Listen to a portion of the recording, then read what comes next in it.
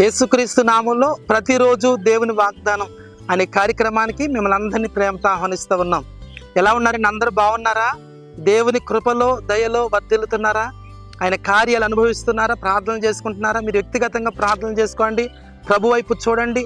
దేవుడు తప్పక మీ జీవితాల్లో, మనందరి జీవితాల్లో ఆయన కార్యాన్ని జరిగించబోతున్నాడు. ఈరోజు కూడా అద్భుతమైన వాగ్దానం ప్రభు ఇస్తున్నాడు. రండి వాగ్దానం చదువుకుందాం.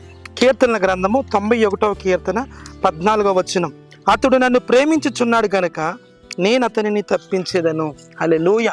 దేవుడు అద్భుతమైన వాగ్దానం మన జీవితంలో ఇస్తున్నాడు. అతడు నన్ను ప్రేమిస్తున్నాడు గనుక నేను అతన్ని తప్పిస్తాను. చాలా మంది శ్రమల్లో, కష్టాల్లో, ఇబ్బందులు, అప్పుల్లో, రుణాల్లో, బలహీనతల్లో ఉన్నారు.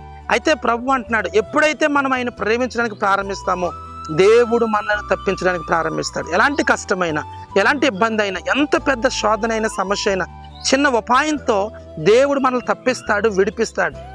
ఆయన అద్భుతమైన కార్యాన్ని, ఆశ్చర్యమైన కార్యాన్ని, మహిమ కలిగిన కార్యాన్ని మన బ్రతుకుల్లో చేస్తాడు. అందుకని అంటున్నాడు భక్తుడు, అతడు నన్ను ప్రేమిస్తున్నాడు గనుక నేను అతన్ని తప్పిస్తాను. ఈరోజు ఎలాంటి శ్రమలో ఉన్నాం, ఎలాంటి కష్టంలో ఉన్నాం, బయటకు రాలేని పరిస్థితుల్లో ఉన్నావా, అప్పులు ఊబిలో ఉన్నావా, అనారోగ్యంతో పడిపోయినా, ఉద్యోగం లేదు, వ్యాపారం పడిపోయింది, ఇలాంటి పరిస్థితుల్లో ఎటు తొయ్యని జీవితాల్లో గడుపుతూ ఉన్నాం. ప్రభు అంటున్నాడు, నిన్ను దేవుడు తప్పించబోతున్నాడు. హల్లెలూయా.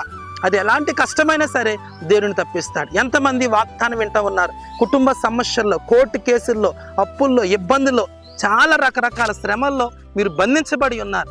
ఏ విధము చేత తప్పించుకోలేకపోతున్నారు. ప్రభు అంటున్నాడు, అతడు నన్ను ప్రేమిస్తున్నాడు. నువ్వు దేవుని ప్రేమిస్తే నిన్ను తప్పిస్తాడు, నిన్ను విడిపిస్తాడు, నీకు మార్గం చూపిస్తాడు.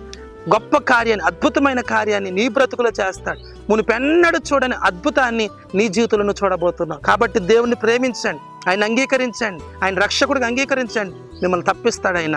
మనుషులు ఎవరిని తప్పించలేదు. పడగొట్టే వాళ్ళు చాలా మంది ఉంటారు, కానీ చేయి పట్టుకుని లేవనెత్తేవాడు యేసయ్య ఒక్కడే. మాటలు చెప్పేవారు ఎవరిని కార్యాలు చేయలేరు. యేసయ్య ఒక్క నేను విడిపించగలిగిన వాడు, నీకు మేలు చేయగలిగిన వాడు, నీకు మార్గం చూపగలిగిన వాడు. అన్ని విషయాల్లో నీ బ్రతుకులో గొప్ప కార్యం చేయడానికి ఆయన సిద్ధంగా ఉన్నాడు. కనుక దేవుడిచ్చిన వాగ్దానం బట్టి మీరు అతన్ని ప్రేమించండి, యేసయ్యని ప్రేమించండి. ఆయన మిమ్మల్ని తప్పించబోతున్నాడు, గొప్ప చేయబోతున్నాడు, ఘనమైన కార్యం చేయబోతున్నాడు. ప్రార్థన చేసుకుందాం. ప్రేమ గల తండ్రి, పరిశుద్ధుడా, నీకు వందనాలు ప్రభువా.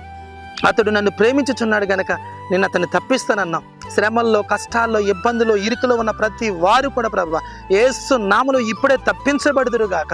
వారి జీవితాల్లో, వారి బ్రతుకుల్లో అద్భుతం జరుగునుగాక అని ప్రకటిస్తున్నాను. నీ ఘనమైన కార్యాన్ని, ఆశ్చర్యమైన కార్యాన్ని, మహిమ కలిగిన కార్యాన్ని ప్రభువా మా బిడ్డల జీవితాల్లో జరిగించండి. ఎంతమంది వాగ్దానం విన్నారో, వాగ్దానం విన్న ప్రతి కుటుంబాన్ని, ప్రతి బిడ్డను ఆస్వాదించి వర్ధిల్లింపచేసి మీరే మహిమ పొందమని యేసు నామములో అడుగుచున్నాను పరమ తండ్రి.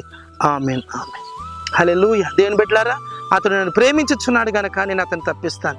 మనం అందరం ప్రభువును ప్రేమిద్దాం.